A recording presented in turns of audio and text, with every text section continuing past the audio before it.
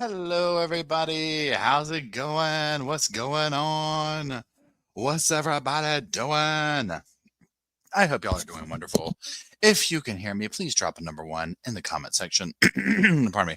So that I know that I'm not talking to myself, although I do promote that. I most certainly do. Um, Pardon me.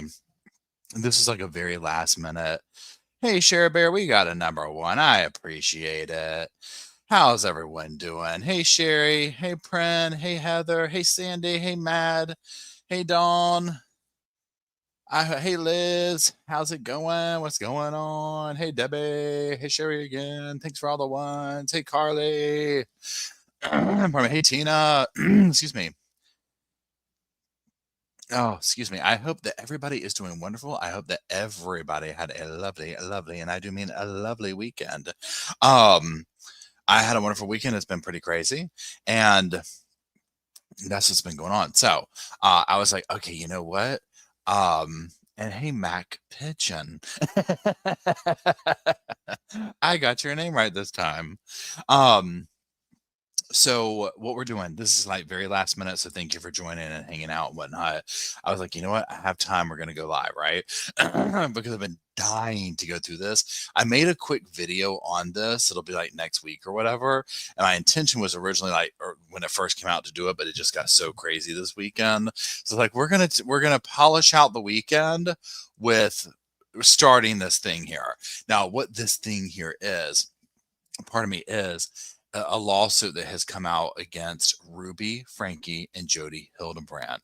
This is a lawsuit against ConneXions, which was Jodi Hildebrand's company that towards the end of this situation, I guess you could say, Ruby Frankie latched onto it and they started doing stuff. If you follow this case, and you'll know a lot of people were victimized by this. These are classes that, you know, they would teach and do all this kind of stuff and whatnot, right? And so a lot, pardon me, a lot of people would claim that, you know, hey, look, she did, you know, destroyed our family and did this and did this. This is like a RICO Act federal charge, like this kind of a thing. And when I read the quick stuff over an article, oh, hey, Indie Girl, thanks for joining. How's it going? Welcome, Indie, to the sofa, everybody. Our lovely moderator, our lovely friend. So when I was reading this, I was like, oh, this was like serious, right? So apparently this is still going on from behind bars, which I was like, what? And other people have stepped up. My thought process is this. You know, once Jodi got, you know, behind bars, whatever, that somebody else in this organization was like, ooh, now's my chance to rise up and take the reins. And I think that's probably what's going on because, you know, I mean, look at all the other cult leaders who end up behind bars for the people who are following them. Are just like, you know, oh no, they're good, they're whatever. So, anyways, we're gonna read through the lawsuit. Will we get to it tonight? 100%? I doubt it. It's 112 pages. Pardon me. Um, but we're gonna start. You see, I've put it on the screen here. I'll make it bigger, like that, so you can see it as I read through it. Stormy, how's it going? It's good seeing you. Hey, down under. Thanks for stopping in to say, hey, Stormy. I hope you're doing well. So we'll just read and kind of talk about it along the way. Now, again, at the very top here, I mean, you see all the little legal jargon, you know, I mean, it is what it is. Jodi Hildebrand. Now, it's versus Jodi, Ruby ConneXions, and then Michael Washburn, an individual, and does 1 through 10 individuals. Okay, so let's start. Plaintiff Michael Robert Tillman, plaintiff, so we're going to call him Tillman from here on out, hereby files this complaint against defendants Jodi, Ruby, ConneXions, and Washburn, Savage, collectively defendants, and for his claims alleges as follows. Okay, let's get into this. August 2023, the world was shocked to learn that Ruby Frankie, a parenting social media influencer, and her business partner, and we now know it's more than business partner, right? Jodi Hildebrand, a former therapist, had been torturing two of Frankie's small children at Hildebrandt's residence outside of St. George, Utah. Both women pleaded guilty to 4 counts of felony aggravated child abuse after Frankie's 12-year-old emaciated son escaped and asked a neighbor for help. Again, God bless him for doing that. He saved not only his life, but others in his family and then others as well. As serious and troubling, as serious and troubling as these facts are, they are part of a larger scheme spanning nearly 2 decades, whereby Frankie, Hildebrandt, and others known and unknown have been engaging in a widespread racketeering enterprise in pursuit of power and profit through the advertisement, sale, and provision of fraudulent services and products designed to prey on vulnerable individuals and encourage victims to perpetuate illegal acts onto others. The enterprise plaintiff Michael Tillman brings this action for damages and injunctive relief as one of the victims of this racketeering scheme. Now, one thing I'm going to come back to y'all for a second. One thing that I've got, hey, Jenny Price, how's it going? Hey, Northwest. And yeah, Pam's name is in there too, Jenny Meow Meow. I like saying that, Jenny Meow Meow. So one thing here, I'm glad, hey, John, I'm glad that this is being brought up and calling this what it is, because at its heart is so often with these things right here, follow the money. Follow the money. Now, granted, we've seen, if you've been following this along and whatnot, definitely there's a thing of power, of control, of this narcissistic religious superiority thing that Jodi and Ruby had and whatnot. However, pardon me. However, money is at the center of this. Okay. One of the things at the center of it. So I'm glad they're calling it out for what it is. Okay, now let me keep going. Okay, so here we go. Number 2. Please hold. Okay. Number 2, Hildebrandt and several other individuals, known and unknown, including Frankie, Pam, there's the Pam, and Savage, comprised an organized criminal enterprise within the meaning of Title 18 United States Code, Section 1961-4, that is a group of individuals associated, in fact, that was engaged in and the activities of which affected interstate and foreign commerce. Hildebrandt is the founder of several entities, and it lists all the different ConneXions, mental fitness trainers. I mean, Mike, she had everything covered here. Makes me sick to my damn stomach, I swear. Anyways, okay, so in the ConneXions Foundation formed the business conduit of the enterprise, and leading ConneXions and her other various entities, Hildebrandt relied on several individuals, including Frankie, to recruit other members to ConneXions and the enterprise and carry out her directives. Through ConneXions and the enterprise, defendants purport to offer valuable marital self-improvement and group session counseling, classes, workshops, and digital and written materials in exchange for lucrative fees. Can y'all, I just had this thought, y'all. Imagine if me and one of you went and posed as a married couple and found like somebody still promoting this stuff and went and signed up. I'm talking troll the hell out of them. I just know y'all can fix me.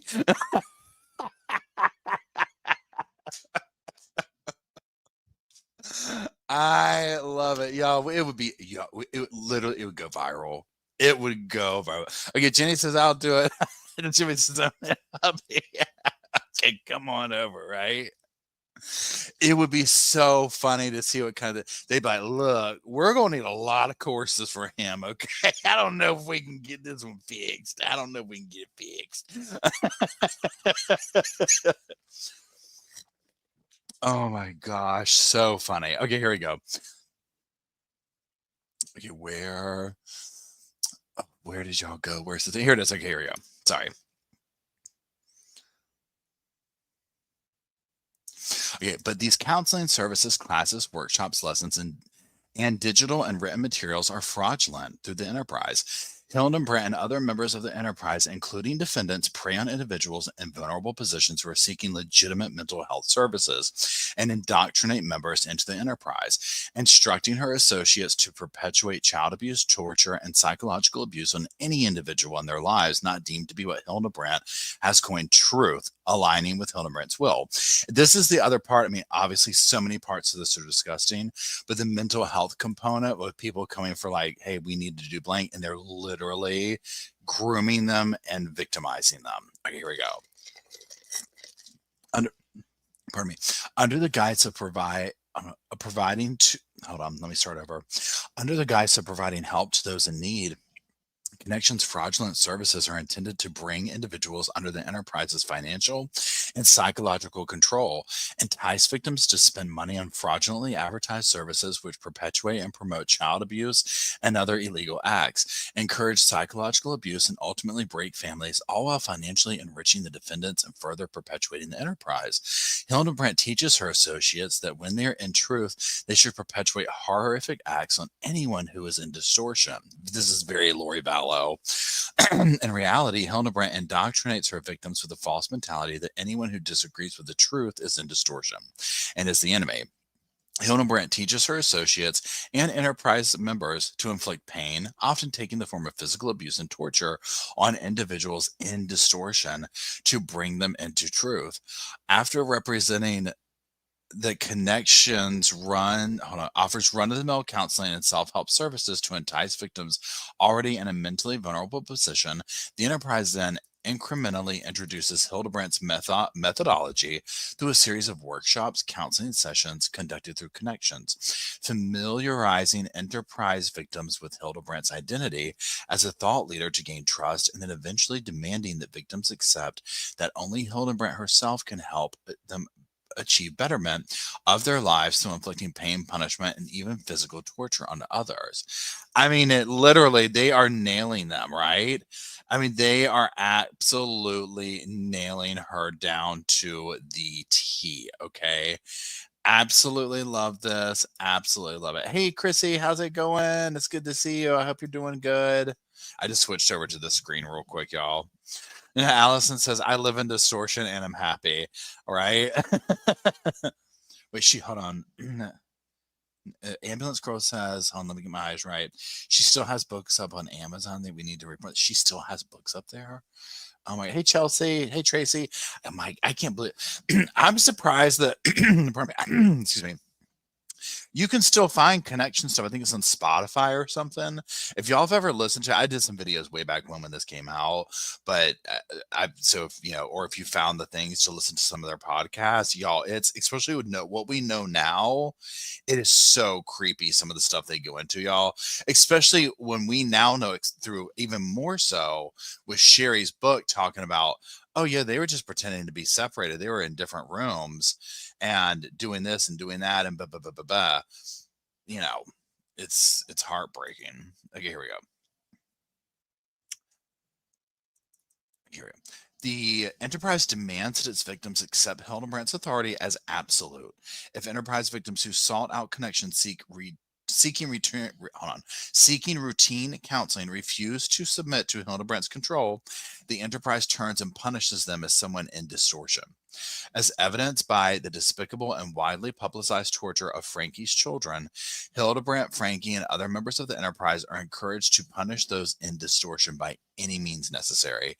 And as demonstrated by the tragic and criminal treatment of Frankie's children, Enterprise encourages its members to punish individuals to the brink of death if necessary to remediate someone from distortion into truth. I mean, my God.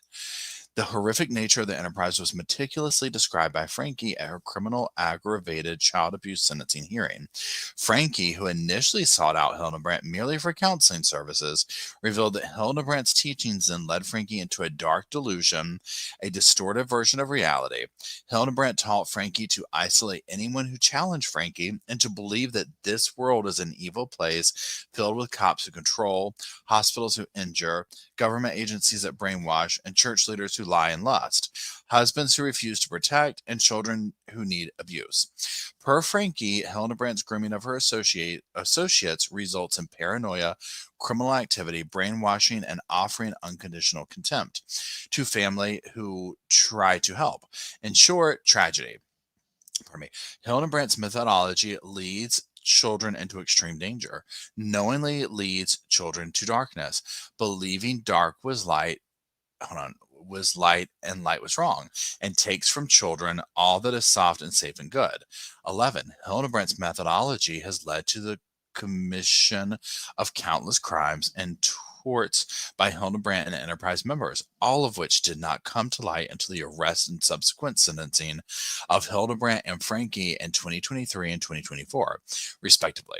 Once Frankie and Hildebrandt's criminal activity was exposed, thousands of individuals reported that the Enterprise destroyed their lives and their families, many even contemplating taking their lives at the hands of the Enterprise. Plaintiff is one such individual severely harmed by the Enterprise.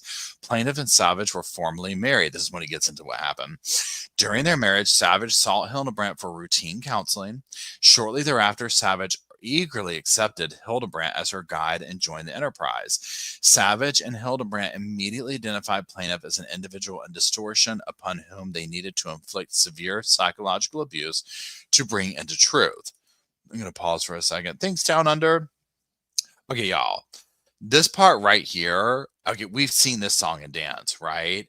I mean, this part is so crazy.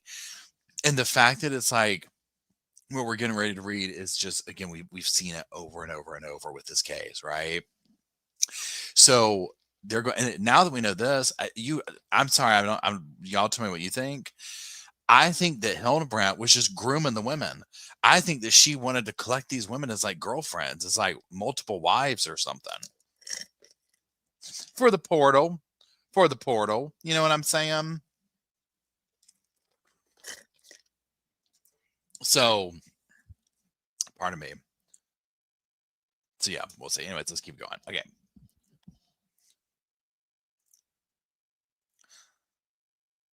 Okay, where are we at? Here we go. Okay. Savage masterfully implemented the Enterprise's dark teachings to physically abuse and endanger the minor child of Savage and Plaintiff and destroy Plaintiff's life. Savage's current husband, Jay Washburn, now also implements the Enterprise's destructive practices to harm Plaintiff. I mean, they just get everybody to do everything. Even after Hildebrandt and Frankie's arrest and convictions, Savage remains a devoted associate of Hildebrandt and the Enterprise. Savage has staunchly refused to stop implementing Hildebrandt's warped teachings to discipline and abuse Savage and Plaintiff's daughter. Immediately after the arrest and subsequent convictions of Hildebrandt and Frankie, and after the horrific nature of Hildebrandt's methodology came to life, Plaintiff pleaded multiple times with Savage to discontinue Savage's implementation of Hildebrandt's methodology with Savage and Plaintiff's minor child. Savage refused. Savage continues to engage in criminal and notorious behavior against her minor daughter and Plaintiff, demonstrating through her words and actions that she willfully does so under the dark delusion, falsehoods, and dangerous and false methodologies promulgated by Hildebrandt. Can you imagine that? Doubling down on that after all that came out. That is so crazy. I cannot with that. Okay, here we go. As a part of Savage's implementation of the Enterprise, she attempted to destroy the plaintiff's life in domestic proceedings by disparaging him and advocating for positions she knew violated Utah law. Plaintiff prevailed on appeal, reversing the trial court's custody, attorney fees, and child support awards, and it references the case. This suit addresses the racketeering and personal injuries plaintiffs have suffered as a direct result of Savage, Hildebrandt, and other members of the Enterprise's violations of federal racketeering and Utah law. So at least for this dude right here who's suing his ex-wife or whatever they are officially now, at least this right here, if at minimum, can get her brought to the public light and get this child away from them. Now, I do not know at this point, but it sounds like she obviously has custody or whatever. And so, hopefully, I mean, I don't know if the child's still with him, right? I'm learning this as we go, but it's like, if this can get that kid away from there and her exposed to what she's doing, you know what I'm saying? Okay, where are we at? Here we go. The Enterprise continues to function even while Hildebrandt and Frankie are incarcerated. Plaintiff brings the suit for declaratory and injunctive relief to enjoin the Enterprise from causing harm, as well as for monetary damages caused by defendants to the Enterprise. I take her honey buns from her. Honestly, get it to the point where you have to go to her damn canteen and take 2 honey buns and a soup. I'm talking, take the shoelaces from this woman, right? This is crazy. The stuff that she has done to people.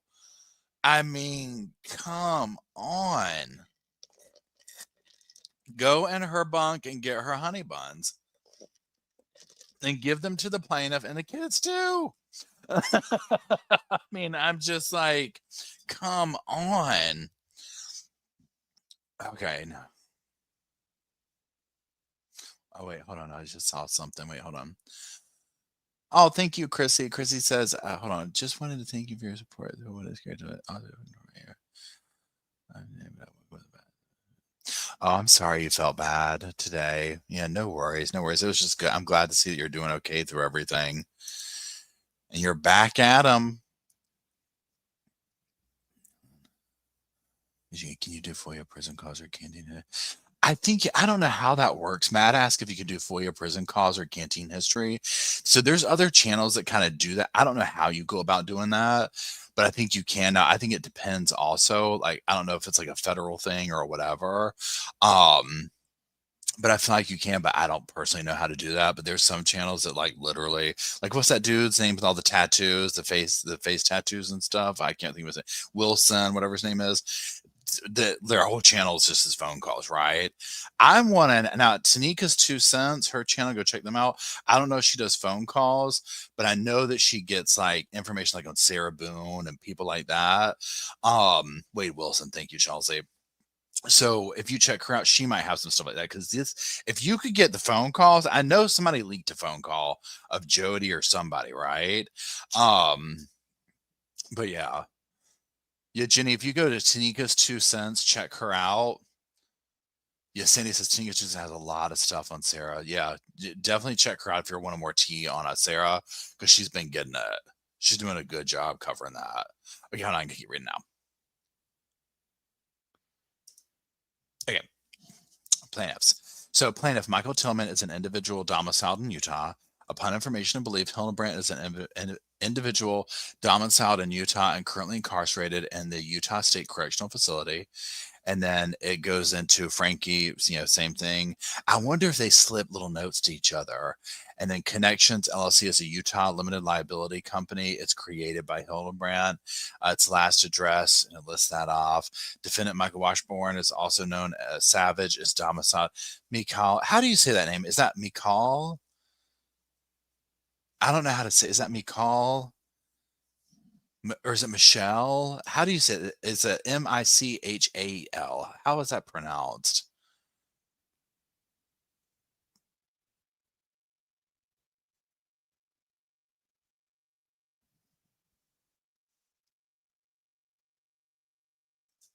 Okay, anyways, let's keep going. So, information believe does 1 through 10 are either individuals that have committed acts or commissions or omissions, that are the subject of this complaint, including other members of the enterprise. Plaintiff may seek to amend this complaint to identify does 1 through 10 as soon as the identities are known. Okay, so there's that. Jurisdiction and venue.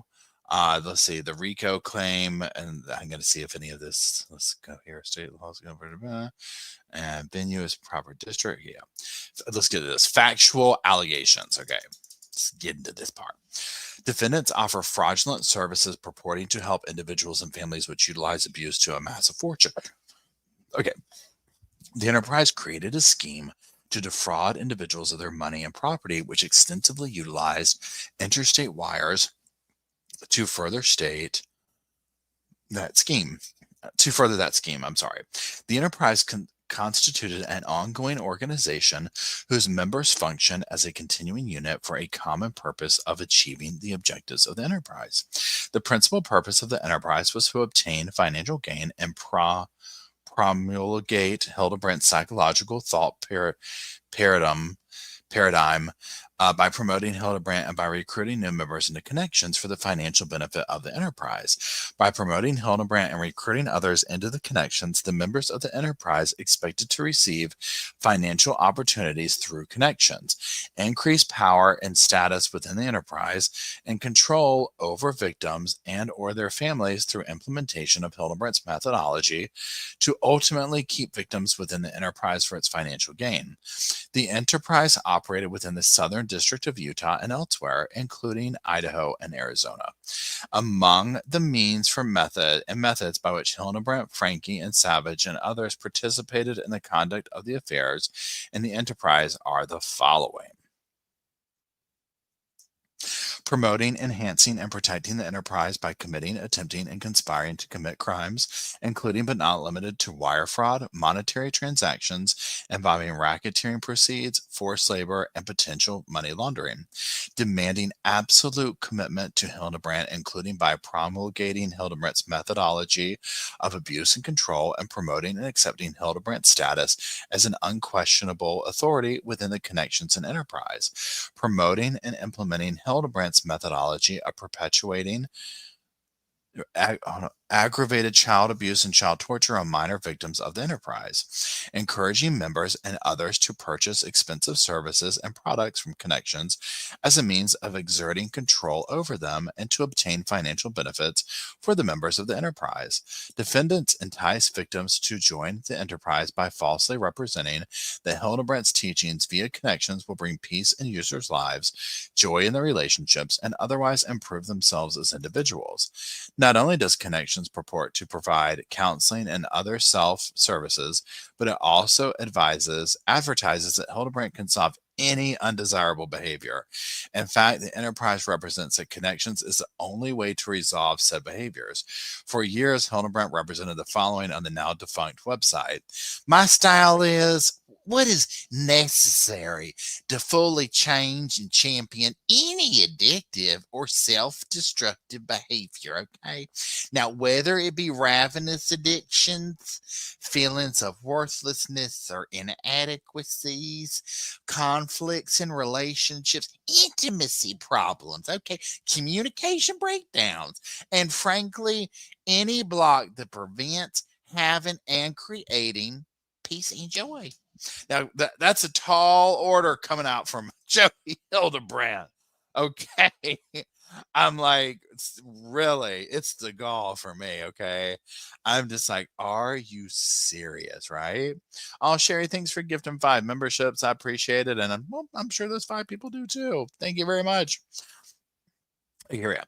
So, however, rather than provide legitimate counseling and self-help services, ConneXions uses protectual front companies which actively mislead potential clients to believe and understand that ConneXions and Hildebrandt provide actual services. Hildebrandt also emphasized her background as a licensed therapist and advertising ConneXions in order to build trust with potential ConneXions customers and members.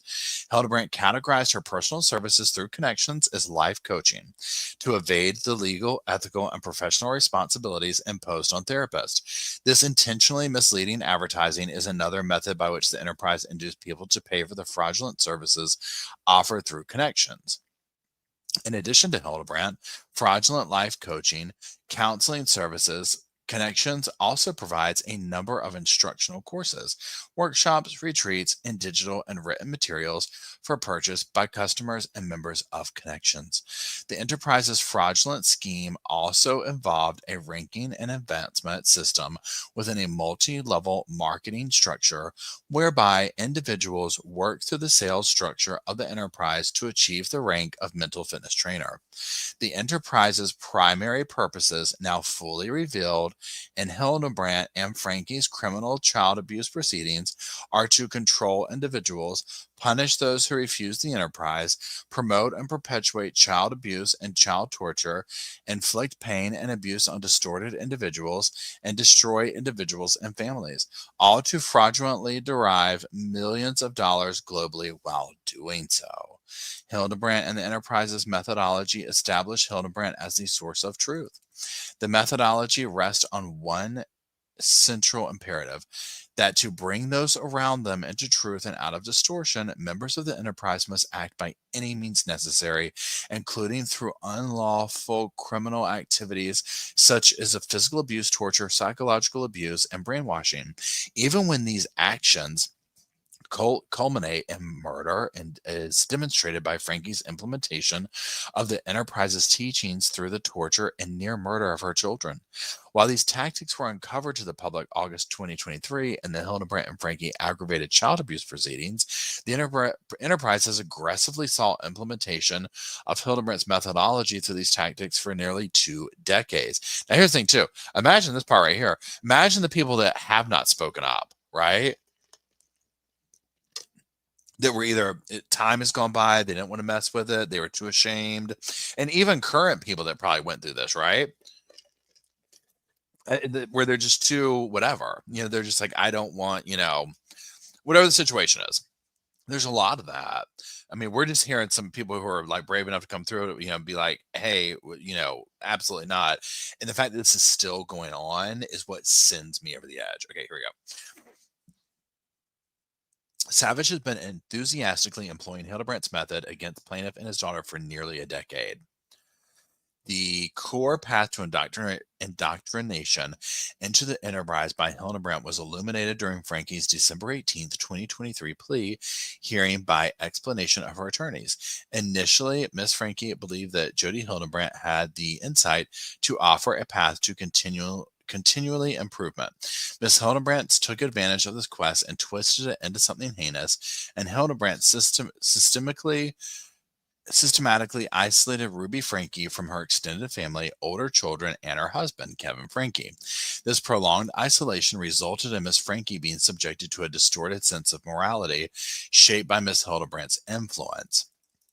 I mean, but I also think that Ruby was already halfway there, right? I mean, for her specifically, I just don't believe that she was this innocent bystander that happened upon Jodi Hildebrandt and was completely distorted. Okay. I think she was already there. Okay. She was the icing on the cake when they met. Okay, here we go. Hildebrandt and Enterprise perpetuated the same indoctrination with Savage. Savage initially sought Hildebrandt for counseling, only to then decide to join the Enterprise.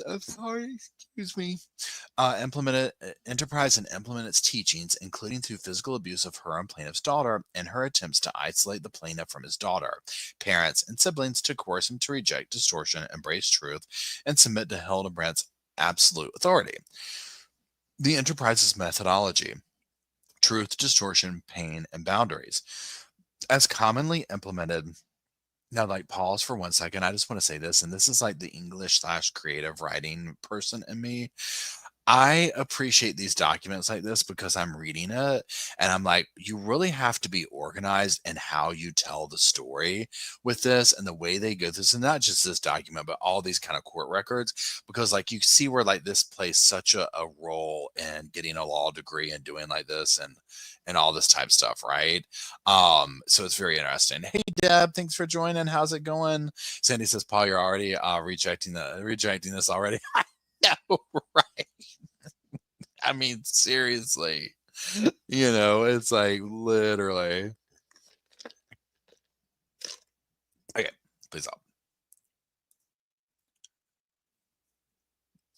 Okay, where we go? Here we go. Okay. As commonly implemented in cults which aim for thought control, mind control, and brainwashing, the Enterprise developed unique vernacular that is not understandable to outsiders. Specifically, the Enterprise uses the terms truth, distortion, pain, and boundaries to describe its core methodologies. I can tell you two people who absolutely know what they're talking about: Lori and Chad, right? Now, they might not know what boundaries is. I would argue to say that nobody in Jodi and its camp do with what boundaries. What's that? What's that word mean? Okay. As described above, per the Enterprise, truth encompasses all aspects of Hildebrandt's teachings. Similarly, Similarly, when an associate accepts Hildebrandt as their truth, then whatever that associate does or believes also constitutes truth, even if that belief or action is criminal or violates societal norms. Under Hildebrandt's methodology, the terms reality and principles are used interchangeably with the term truth. If one espouses Hildebrandt's methodology, they are in reality, and one follows principles when they follow Hildebrandt. Do y'all remember the videos that they would show of the husbands of these wives doing these little presentations and stuff? And it was like so cringe. Because I guess one thing I'm reading this, I'm like, what is the end goal for the male typically in these situations if he submits to, yes, you win, I'm going to do this? Like, do you ever hear of anything positive other than them being like completely shamed at something? Like one of those things they're like, we're going to make the men dress up and do this singing thing for the wives or whatever. I don't know. It's just, it's, again, like, what is the end goal? Other than destroying the family and then I guess getting the women in bed with her, it was her ultimate goal. Okay, let me get back to my thing here. Under Hildebrandt's methodology, the terms reality and principles are used. Oh, wait, I already did this. Hold on. According to the enterprise, one lives in truth.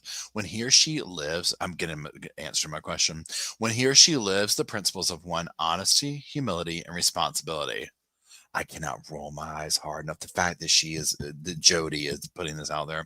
Members of the enterprise use these terms to manipulate their victims.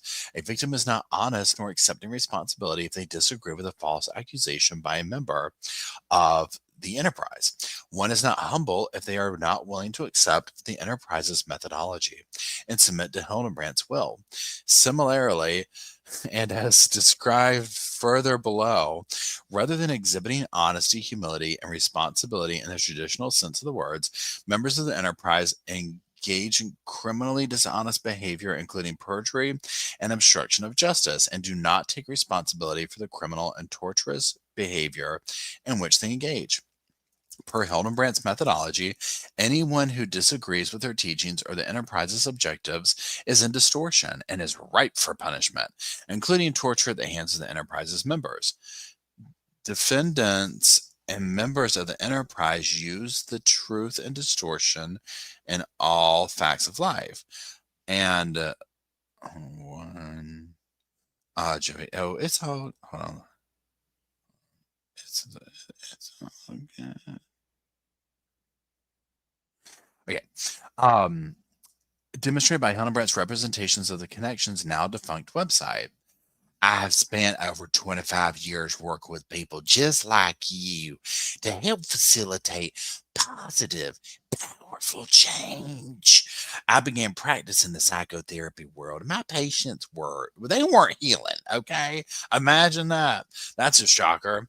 When I began empowering people by educating them with principles now of truth, learning to be honest, responsible, and, well, gosh darn it, humble. I saw my patients radically change right in front of me. Yes, you don't have to be a victim to your circumstances or the people around you. You can have the life you want, but you must dispose of distortions, ugly lies, in order to live in truth, connection, and freedom. Start your training with ConneXions to work on the foundations necessary to uncover the truth.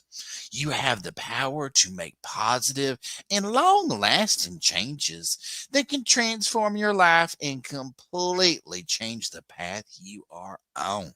Now, little did they know that when they said transform your life and change the thing and all that, that it meant this, right? Okay. Hello, Miss Emily. How are you doing? Y'all welcome Miss Emily to the sofa, to the squad. She's keeping these cushions fluffed. I hope you're doing well, Miss Emily.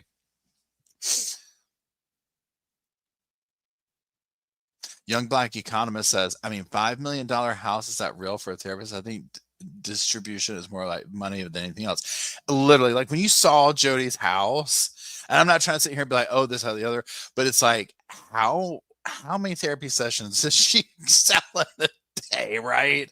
It's like she was making so much money. Okay, it was insane. But I mean, this is why, I mean, you see like how she had it on lock, right? 100%. I'm surprised we didn't find bodies in her backyard and she was like getting them to sign over their possessions and stuff. But you saw too, what's her name?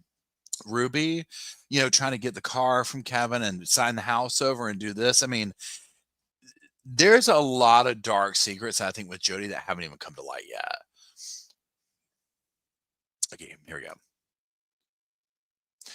Hildebrandt and Frankie transmitted Hildebrandt's dangerous and harmful methodology through the ConneXions podcast, which was broadcast through ConneXions and episodes of which were hosted either by Hildebrandt or Frankie.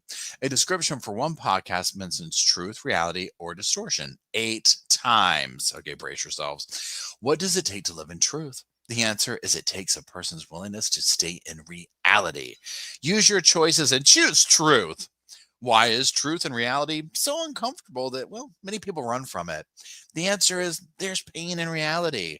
There's pain, inevitable pain inside reality from things like loss and death, and hurt, disappointments, loneliness, anger, greed, and rage. And most people think that they can run from it, that they can hide from these things. The truth is, when you attempt to leave reality, you run right into the arms of distortion. And now you really will have pain. Listen to How Not to Be Deceived. Hildebrandt teaches her associates that they do not need to adhere to the law because the law itself can be a distortion. I mean, she covered all her bases, right? All of them. An example of this occurred in a video in which Hildebrandt instructs a woman, and by implication, all women and mothers, to violate a father's paternal rights. In the video, despite recognizing a father's legal right to be with his child, Hildebrandt instructs this woman to cut her ex-romantic partner off from their child because the law is a distortion. I understand why the law does this, because there's so much deception going on that the law, quote unquote, they don't know what the truth is. They don't know who's telling the truth. Another key piece of vernacular for the enterprise is pain. The enterprise teaches that pain is the mechanism by which the individuals leave distortion and come into truth. Defendants and the enterprise fixate on pain in their teachings, including Hildebrandt's methodology, which are communicated through, among other mediums, social media posts, podcasts, and web pages. Defendant and the enterprise use Hildebrandt's methodology to justify engaging in criminal and notorious behavior against their victims because, as the enterprise teaches, these actions cause the pain necessary for victims to leave distortion and come into truth. Another piece of enterprise vernacular is boundaries. Defendants further justify their actions by describing their criminal and notorious actions as boundaries, which victims of the enterprise are required to respect by an invitation from a member of the enterprise. For example, Hildebrandt and Frankie would invite the minor children to come into truth by providing them with a boundary of following Hildebrandt's methodology, also known as being boundaried. The consequence of failure to follow a boundary of Hildebrandt and Frankie was torture, as demonstrated by the criminal acts of child torture perpetuated by Hildebrandt, Frankie, and other members of the enterprise. This destructive scheme is designed to brainwash individuals, to recruit them into the enterprise, and to fraudulently make them significant amounts of money by coercing victims to pay for services and products through ConneXions that both cause significant and ongoing pain and manipulate victims into believing they need additional services and products sold by ConneXions to rehabilitate themselves, thereby increasing the financial gain of the enterprise. Fabricating pathologies to isolate, punish, and manipulate victims into truth. Another fraudulent aspect of the enterprise's scheme is to fabricate pathologies in psychologically healthy individuals to manipulate them into purchasing services and products from ConneXions to cure these false pathologies, all to the financial benefit of the enterprise. Examples of false pathologies that members of the enterprise attach to victims include non-existent pornography addictions, adult engagement addictions, we'll say, and line addictions and control addictions. To treat these phantom pathologies, the enterprise requires victims to pay for lengthy and expensive 12-step addiction programs sold by the enterprise.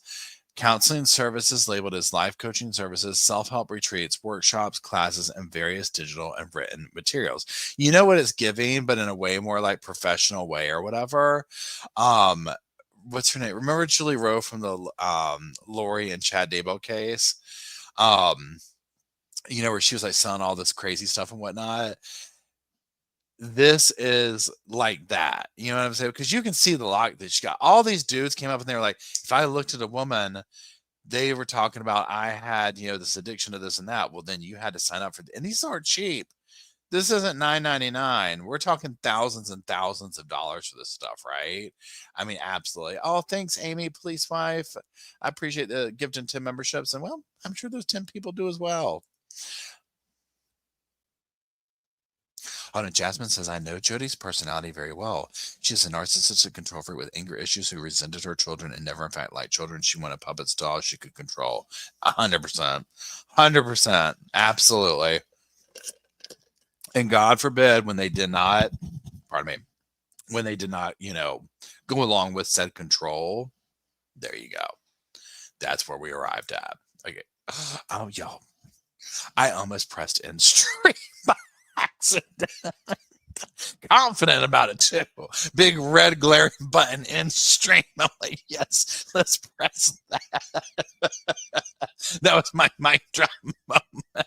I read Jasmine comment and it just ended the whole thing. Like intrusive thoughts 101. Turn everything off and leave. That's why. I cannot be in control of the big red button, wherever it is, the Pentagon or whatever. Keep me far away from that thing, y'all. What's this button do? Beep. Oh, okay. Let me switch over here. Okay, hold on. Okay.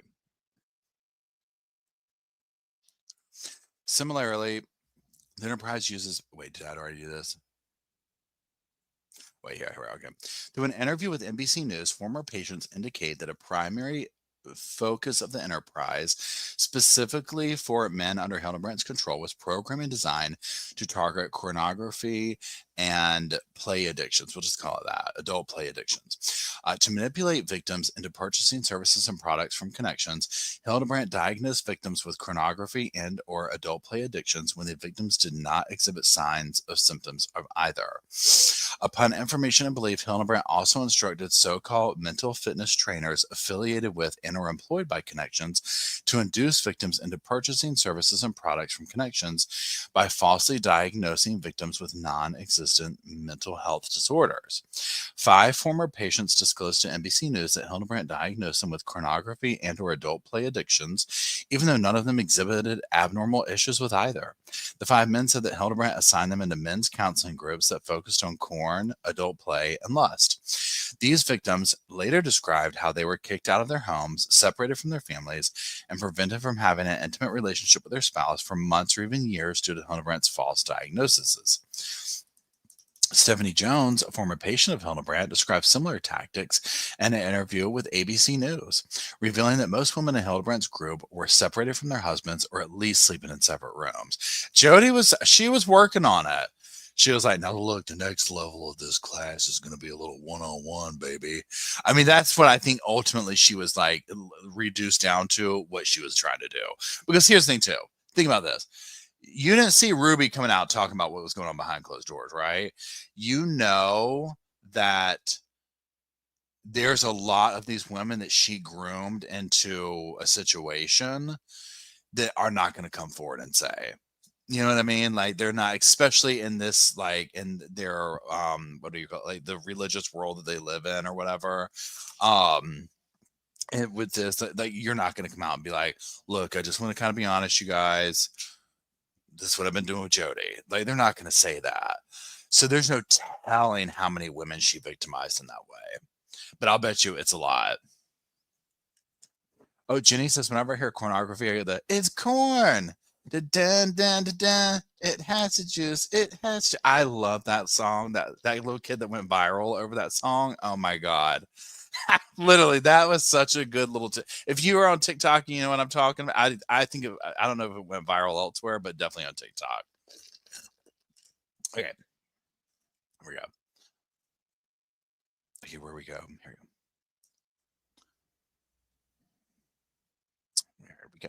Okay, so the outrageous fees charged by ConneXions to financially benefit the enterprise. Now, brace yourselves because our mouths are going to drop over this. The enterprise has become a multi-million-dollar operation by fraudulently luring individuals to the enterprise through ConneXions and then charging them exorbitant amounts of money under the threat of pain, abuse, and destruction of one's family if the individuals do not fully invest in ConneXions services and products in the enterprise itself. ConneXions and Hildebrandt charge the following fees for fraudulent services that financially benefit the enterprise. The individual leadership training program, $795, which includes 6 individual sessions with a trainer, a workbook, podcast, online trainings, and phone support. Phone support. Grant, roll my damn eyes hard enough. You know the little book was just written on some tissue paper. Okay. The team leadership training program, $4,995, which includes 6 team sessions, group trainings, podcast, online trainers, phone call support, and pre and post assessment surveys. If you have this kind of money laying around to do this right here for something like this, where they immediately start in on this BS. Now, if this was something legit that they absolutely needed, I'd still be like, well, I'm glad you got it that way, right? But at the same note, I'm like, what? You saw the price tag of the next one coming up. You saw the price tag of the next one. The company leadership training, $14,985. See, but you see how, what do you call these things? A pyramid scheme? See, the company leadership. Okay. Which includes 6 team sessions, 6 manager sessions, 6 company-wide sessions, 18 group trainings, podcast, access to online trainings, phone call support, and pre and post assessment surveys. I mean, is that like you're basically paying to be a manager? Yeah, Shannon brings up a good point. I think Ruby's oldest son said he paid Jodi like $1,000 a month or something. She didn't. Nobody talking about boundaries. There were no boundaries to this, right? There's no about. She would be charging, and she'd have the 8-year-old outside doing chores to get $5 to bring to her. I mean, literally, she did not care. She was going to take your money. She did not care. Okay. She did not. She did not care. Okay. One-on-one training with Jodi, $181 per every 50-minute session with Hildebrandt. Honestly, I'm surprised it's that cheap. Okay. To me, I mean, now it's expensive, but I would honestly think the way she's going here that was going to be $1,000 an hour. Okay. Literally. Okay. So men and women's teams for $300 per month with a minimum 3-month, $900 commitment, which includes meeting with a group of men or women for 90 minutes each week with Hildebrandt moderating for the meeting. The 6-week master class, which includes digital videos and a physical workbook. So something like that 6-week class right there, she already had those pre-done. So it's like, here's this, right? Now, here's the other thing that's funny with that is, can you sit here, imagine her like diagnosing someone and being like, well, I'm glad we've had our first meeting at $200 an hour. I have identified some issues that you might have going on here, and I'm going to come up with a prescription for you. She'd hand you a thing, $20,000. Okay, you need this, you need that, you need this, you need that, you need this, and that's just start all things. Jenny says, for if you decided to start a puppy gold. No, you know what? I could be down with a puppy gold. I could be down with a puppy gold. That one we might do. Right? Have just a little farm of doggies here, right? Thank you, Jenny. I appreciate it. Okay, here we go. Let's keep going. The 6 week. Okay, we did that one. The 5-week parenting class. I mean, that cannot. 6 so includes digital videos and a physical workbook. And behind the scenes, Jodi and Ruby took themselves like dead ass serious with this stuff. We've got filming at 5 today, everybody. Hair and makeup at 4. With those little Madonna microphones on. I mean, they took themselves so serious for this. Okay. Hold on. Membership in the Empowering Joy community, $84 a month, which includes a weekly Zoom meeting and access to ConneXions digital library, and membership to the ConneXions Insiders, which allows users to post video questions to Hildebrand and or Frankie. $84 per month or $21 for 20 minutes of direct video messaging. I would give good money. If I could crack into one thing on that thing right there, y'all, I would love to see that. Can you imagine if you got in their private message board where people could like post almost like a short or like a little quick video thing? You know what I'm saying? To hear what they ask and like, hey, yeah, I've got a question. It's Sunday. My husband's been doing this today. Didn't matter what the husbands were doing. Okay. Jodi would always relate it back to me. Oh, girl, he's got him wondering, okay. We are going to definitely need to destroy your family. Definitely need to destroy your family. Okay. Number one, that's just where we're going to start with. So, okay. Now, let's keep going. Okay. And she made you do all these things. All these things. And the other thing I'm thinking here with this too, I'm like, was she just online all day long? Like terminally online, right? I guess if you're making this kind of money, you would be. I mean, it'd be like, okay, sure. Okay, here we go. This one's gonna get good. Okay, ConneXions also sell the following fraudulent products online for shipment via U.S. mail, which both further the scheme of the enterprise and perpetuate Hildebrandt's methodology.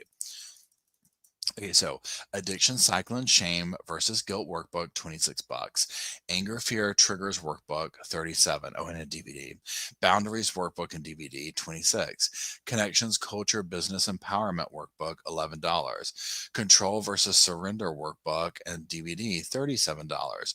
Codependency and caretaking workbook and DVD, $37. Distraction and fantasy workbook, $37. Drama workbook. I mean, well, she definitely pinned this one. And DVD, $26. Empathy, vulnerability, validation, and risk workbook and DVD, $31. ConneXions classroom connecting families and workbook, $16. Faulty core beliefs and denial workbook and DVD, $26.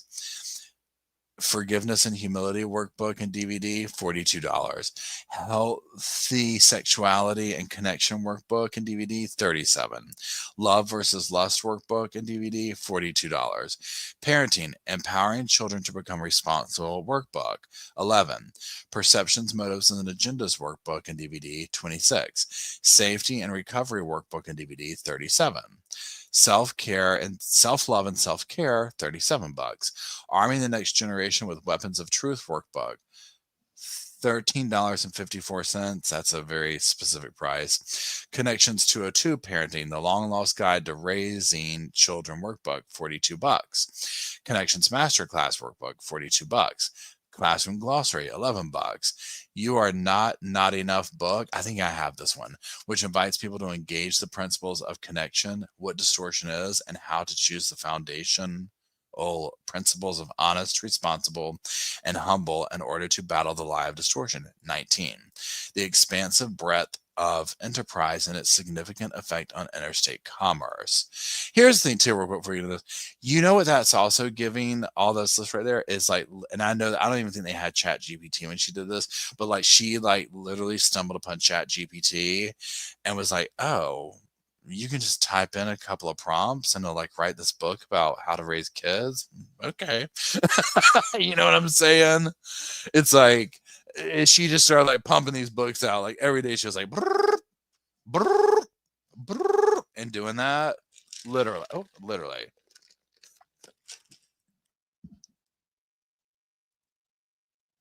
Okay, where we go? Here we go. Defendants primarily used and executed the enterprise via the internet, social media, video conferencing, U.S. mail, and other interstate wires.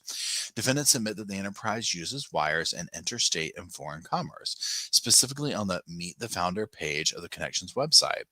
Hildebrandt represented the following. Over 100 free podcasts have been produced in 2 years, and there have been over 1 million plus downloads in 23 countries simply by word of mouth. With the creation of ConneXionsClassroom.com, the facilitation of knowledge has never been easier for people to self-educate about these core truths. As further evidence of defendants' impact on interstate and foreign commerce, as of January 19th, 2023, the following hashtags have millions and some billions of views on TikTok alone. Hold on. ConneXions, nearly 243 million views. Jodi Hildebrandt, over 445 million views. Ruby Frankie, 2.2 billion views.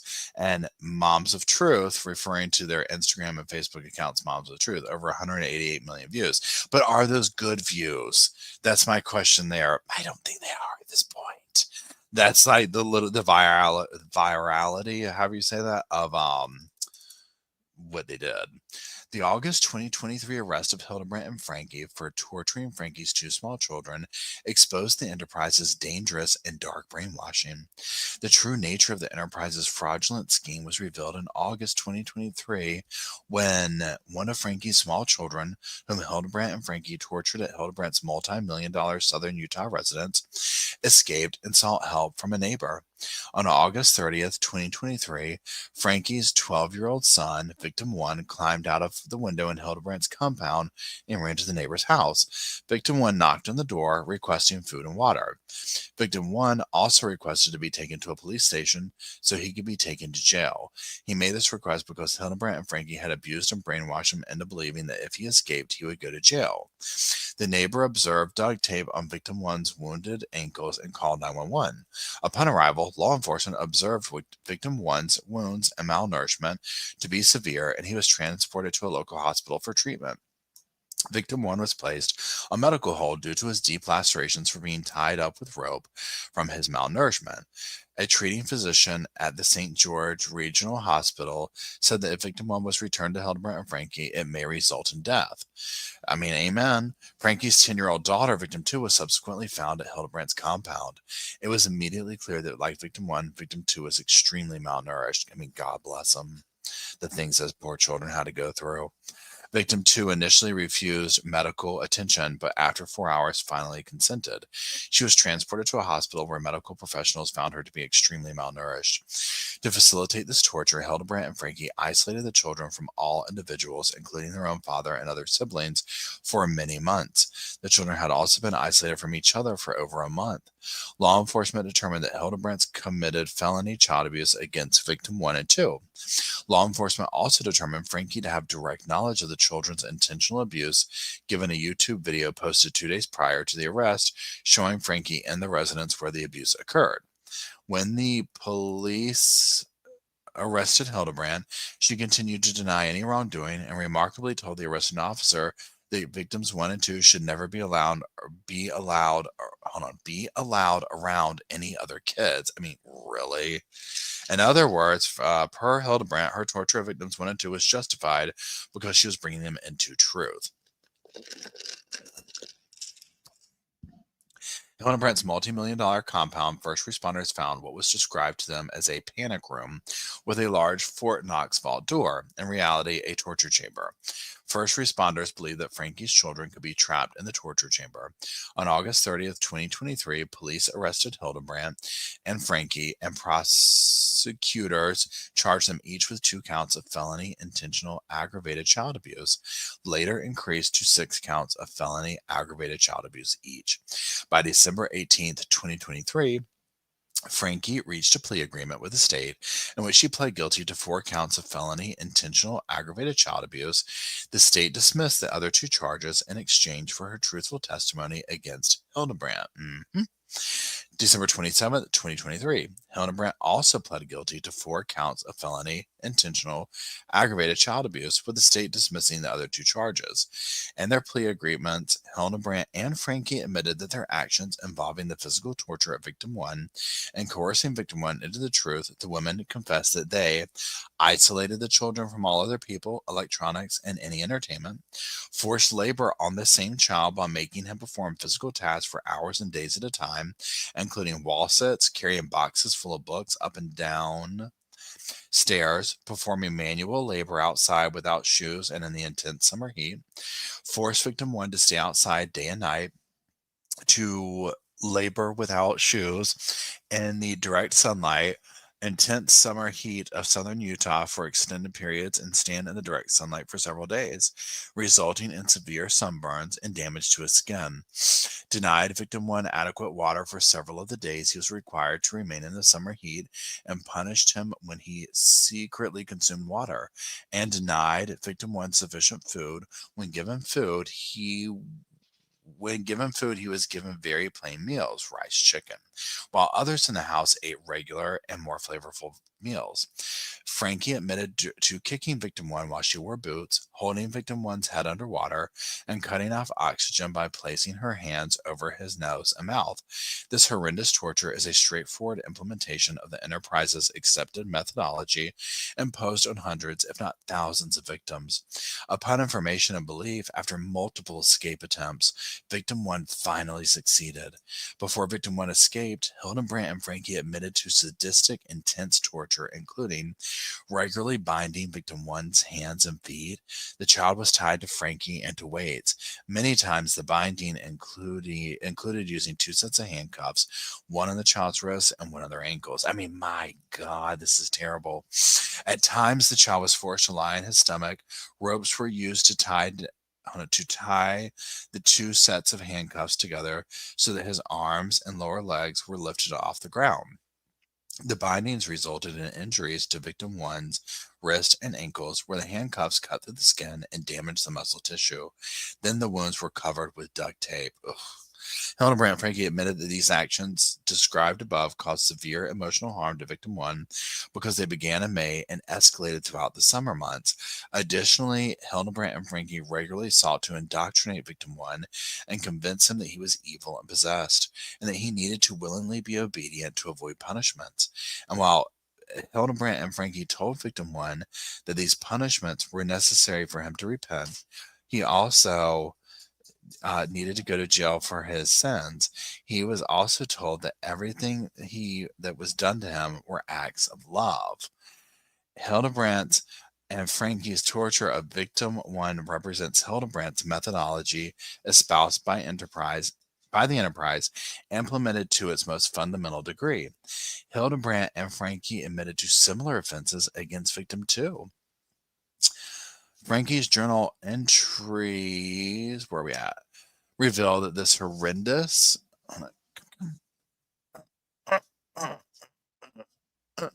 we have a little visitor. They revealed that these horrendous criminal behavior was not separated from Hildebrandt's teaching in the enterprise, but in reality, Hildebrandt's methodology implemented to the highest degree possible, emphasis added and less indicated. If victim 1 wants to emulate the Savior, he needs to be 100% obedient with exactness, no wavering, no hiding. I told victim 1 he needs God. I invited him to fast and pray. This whole thing about where she invites people to do things, it absolutely just sends me. The devil does not lie when you get your subject, to agree to the truth. Hold on one second. Let me find y'all. I know, yep, this is Luke. He's visiting. He came for a quick visit. Hey, everybody. Yeah, what's up, everybody?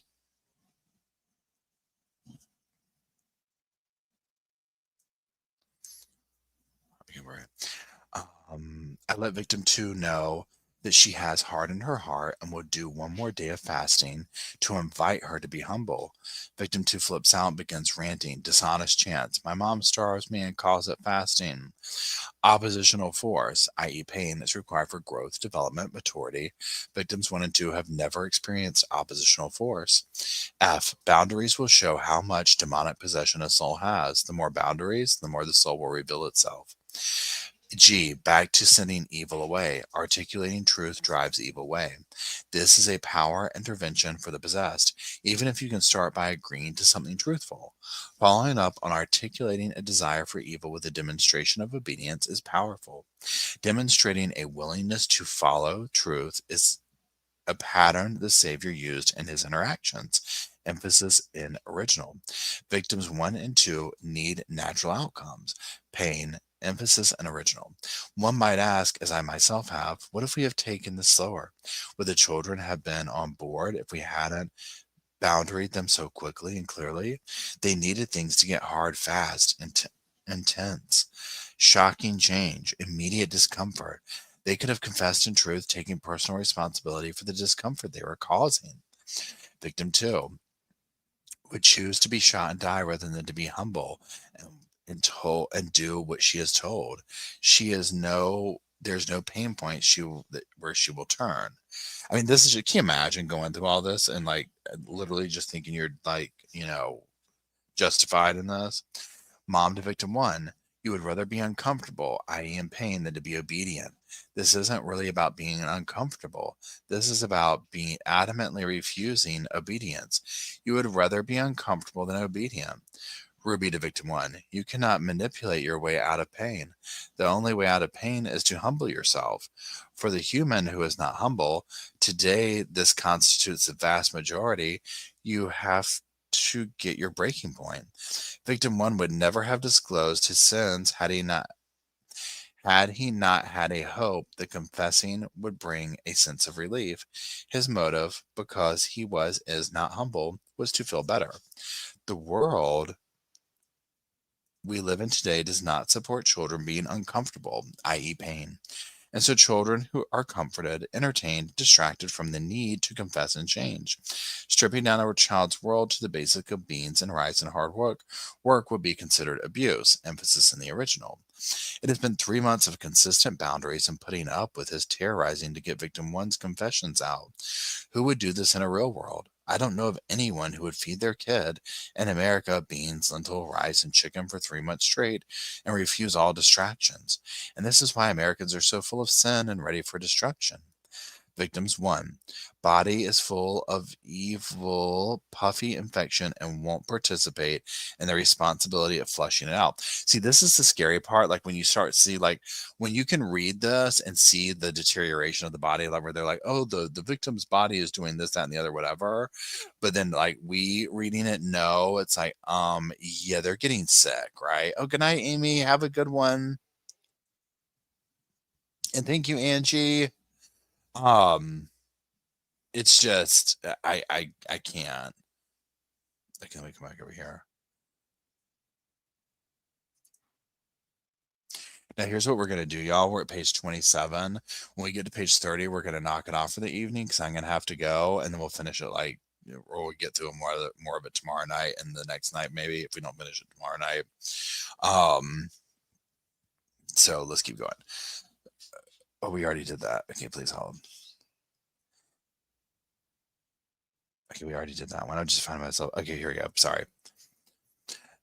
So from May 22nd to 2023 through August 30th, 2023, the time in which Hildebrandt and Frankie admitted to the secret torture and abuse of children at Hildebrandt's mansion, they broadcast at least 75 interstate wired communications in the form of podcast and social media posts from Hildebrandt's compound. The podcast that Hildebrandt and Frankie communicated to the public from May 2023 through August 2023 constitute nearly 10% of the ConneXions podcast made available to the public. In these interstate wire communications, Hildebrandt and Frankie represent that by following them, an individual will come into truth by learning to be honest, humble, and responsible. Hildebrandt and Frankie fraudulently advertise connection services by, among other things, omitting that Hildebrandt's methodology requires the torture and physical abuse of children to bring children into truth, and that the torture of 2 children was reoccurring in the room next door in Hildebrandt's, a southern Utah residence, while Hildebrandt and Frankie instructed people in their podcast to be honest and humble. Now, let me look at something real quick. Okay, here's what we're gonna actually do, y'all. We're gonna stop at this one because the new section starts here, and I don't want to get into it and then not, you know what I'm saying, then knock off there. So we'll stop at G. The next one we'll do tomorrow night is the longevity of the enterprise, and the number of its victims demonstrate that defendants knew their actions were unlawful. Okay, let's kind of finish up here with some thoughts here before we go. So here's the thing. Reading this in verbatim, and again, if you followed this for a while, I'll thank you, Emily, for gifting 5 memberships. Pardon me.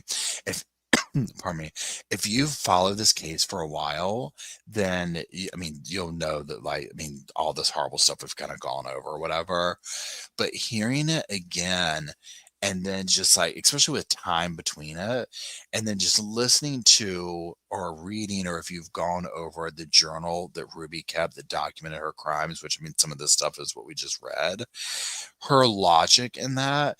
And again, I just come back down to this where, okay, if you look at it from a legal perspective, of course Ruby is going to want to blame, what's her name, Jodi, right? I mean, that's just the most legally competent thing you could do, is to be like, hey, look, you know what, she brainwashed me, right? So totally get that, right? If you remove emotion, all that from it. That being said, again, I mean, we saw this in Sherry's book. Ruby was already doing her own thing, right? That was all confirmed. It's like, we already saw this going on. And so she met Jodi, and it was just this nuclear bombshell, you know, joining or whatever. The money this woman was charging for these insane classes is crazy. But also remember that, and I can't remember the name of it, so help me out here. Remember that documentary that came out where it was like, and they're still going, it was on Netflix, and it was like this, basically, where they're going to find your soulmate or your flame, your twin flames, you know what I'm talking about? Where it was like they were completely victimizing all these people in that, and like all the money it cost, and if you wanted to rise up in the thing, you had to do this and pay this money and blah blah blah blah blah. That's what this feels like. Completely. You know, it feels like that twin flame thing. And that's still going. Yeah, we can go sign up for that too. See how far we can get. I mean, seriously. Yeah, and I know people have to, like, it's almost like if, like, I was like, what do you call it, independently wealthy or whatever, and you just like go sign up for these things, like, I'm gonna go sign up for Twin Flames, right? Just like see how far we can get and like put them out there. But I guess that's what people are doing. Maybe they're not independently wealthy, but end up making the podcasts and stuff. You know, they're like kind of showing us like, this is these crazy worlds. Dominique says Twin Flames is nuts. Yeah, that one sent me. Okay, that one came out of left field. You know, and remember it says I can still join with Scientology too. Yeah, there's the sign. Is that what it's called? The one that like Tom Cruise is a member of and whatnot. Twin Loin Flames. I know, right? No, Luke's had a very hard day. Say a very hard day. See what's going on. There's lots of stuff. So y'all, I'm gonna run for the evening because we got to go run to a couple of things and whatnot and get the dog situated. So we'll come back on tomorrow night. I'll be better at maybe 7, maybe 8. I'm not sure. And we'll keep going through this and try and get through it. But it'll probably take me about 3 nights because it's I got about 30 pages of me with these things before I start losing it, right? So that's I appreciate y'all. Thanks for hanging out. Thanks for getting through this mess with me. I appreciate it. I love y'all. Thank you, Emily. Thank you, Indy, for hanging out, keeping these sofa cushions going.